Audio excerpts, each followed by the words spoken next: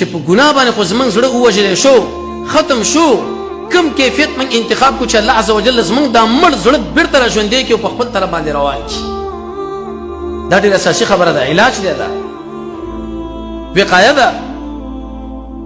امام ابن قیم رحمه الله مدارج السالکین کې په دې باندې مستقل باب ښودلی دی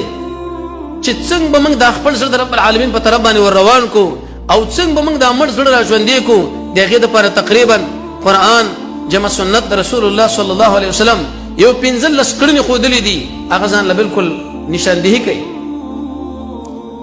شکر مو چې یو ډاکټر له ورشي چې دا علاج کوي څنګه یې کوو د زړه تکلیف مو چې دا کار کوي دا مه کوي څنګه پابندي کوو جناب ډاکټر صاحب دا خبره کړې ده راځئ قرآن و سنت الله عز وجل و محمد رسول الله صلی الله علیه وسلم 15 داسې امور ذکر کړي دي چې د ګناه د وجې نه کم زړه وژلی شوی دی چینجن شوی دی هغه پرې راژوندی کېږي اول بالقرآن اول په قرآن باندې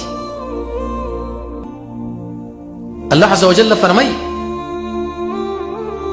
وی د قرآن مثال په شان د اوبو دی سیلاب چې کله را روان شي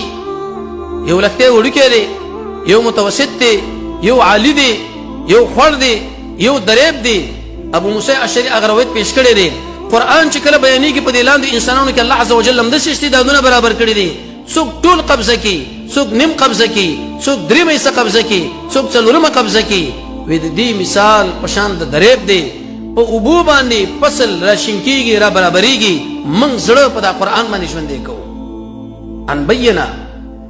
سورة انفال کې وایي چې ښکاره دلیل مې ته راوړو چې برې برې زړه را ژوندی کوو